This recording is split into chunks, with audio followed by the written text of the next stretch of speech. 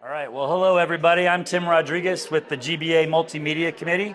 Today I'm here with Ryan White and Guy Marcozzi.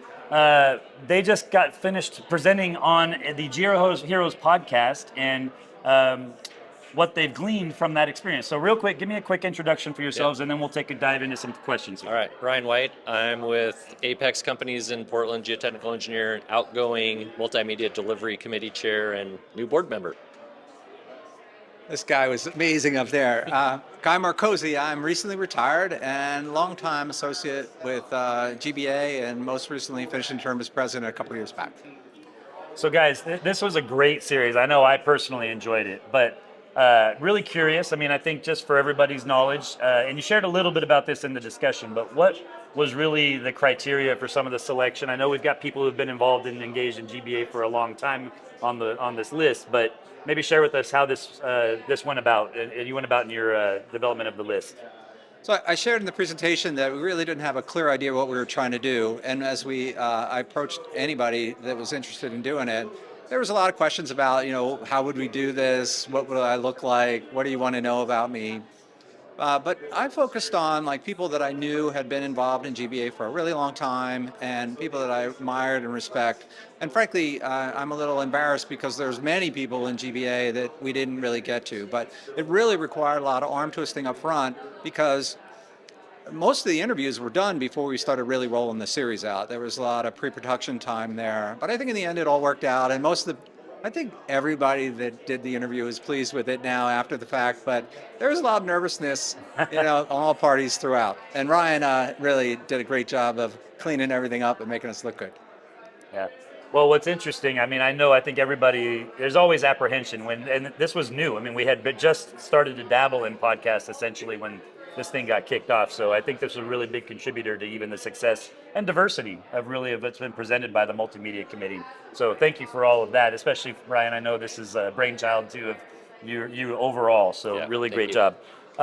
Let's talk a little bit about what this discussion, what you gleaned from the review of all the interviews and have taken away. And I really kind of want to dive in a little bit to something I recognize, which is that the topics you walked away with and shared today really align very deeply with a lot of values that GBA promotes overall. And so can you speak a little bit to that and maybe how those, in your view, even align with the GCAP program that we've got going on here at the organization?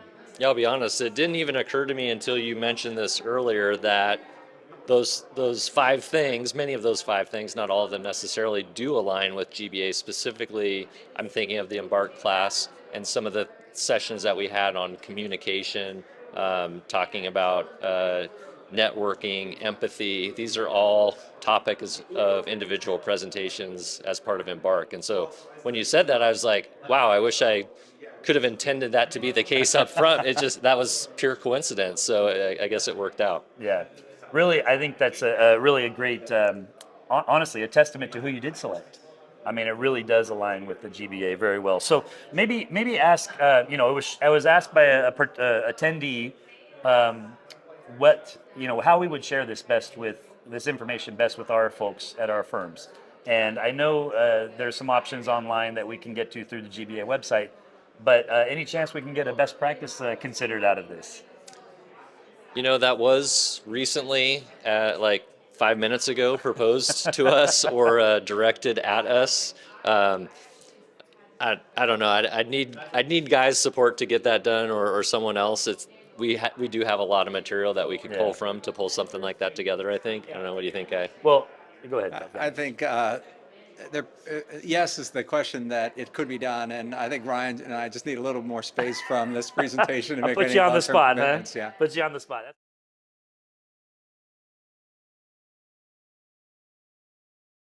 Yeah. And one more thing I would just advocate for, there's a whole lot more knowledge in the podcasts themselves, and I know it takes a lot of time to go through them, but if you have the opportunity to listen to those, there's nuggets and of wisdom and funny stories and unexpected surprises that makes it worthwhile. Yeah, I think one of the things that's kind of interesting to glean from all of that myself, having listened to, I think I've listened to all of these podcasts, is how uncertain everybody has been on their future. And I don't think that's so foreign to almost everybody who's in the business. And maybe talk a little bit about that and what you've learned from everybody on that front.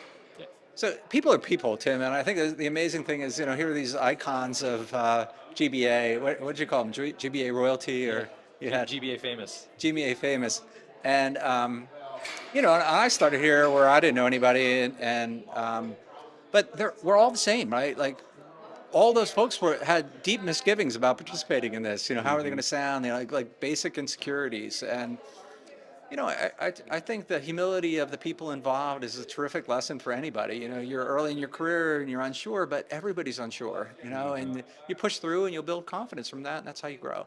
Yeah.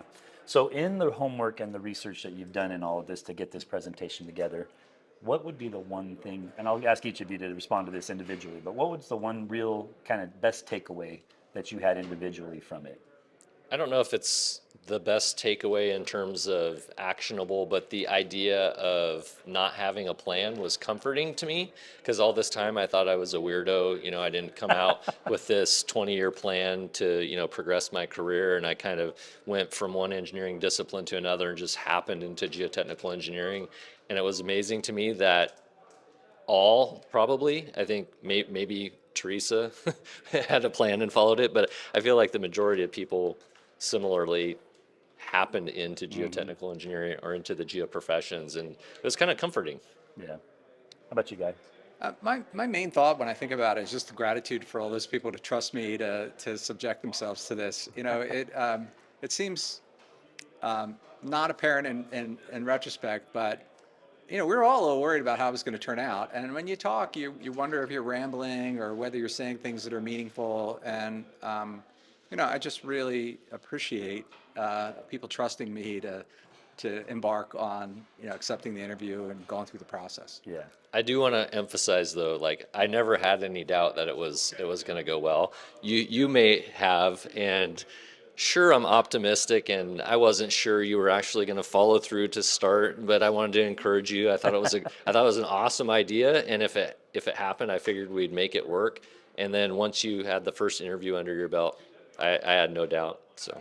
You were a difference maker for me. I learned from this guy, and he gave me the confidence to keep it going. Yeah. Well, I know your editing skills and even your contributions to all the things was probably, it's always really valuable. Guy, I thought your delivery and your just tone you set with each of the interviews was really great. And I'll give kudos and thanks to everybody who did participate in those GeoHero recordings, just in opening themselves up to it. As you said, it's an unknown when you're stepping into it, and I think everybody was very honest and transparent in what the insights they provided from their own background. Well, one more lesson too is, I didn't know how to do a podcast, and Ryan gave me the confidence to do it. But Ryan's also inspired me to embrace AI and use these different tools. And I don't think I would have done any of that without this opportunity. So, we're all learning, and you need a nudge, and you need opportunity, and you need somebody there to support you through it. So that's the backwards mentoring, I guess, that we were talking about on stage, and then also looking.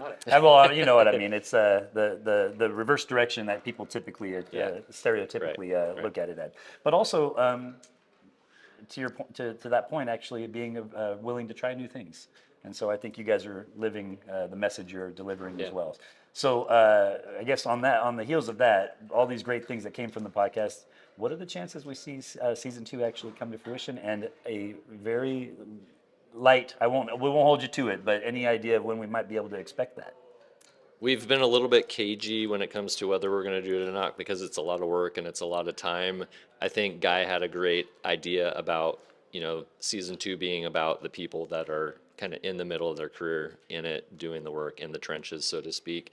And I think that would be great. I think both of us are trying to take a breather and see that if we have the energy and enthusiasm to follow through with it. But it could happen. It could happen.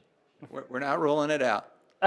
Okay. Well, I'll keep my fingers crossed, and for everybody else as well. So thank you for doing it. Thank you for the presentation today. Great job, and I really appreciate you taking a few minutes to talk with me here after this. Thanks, Tim. Okay.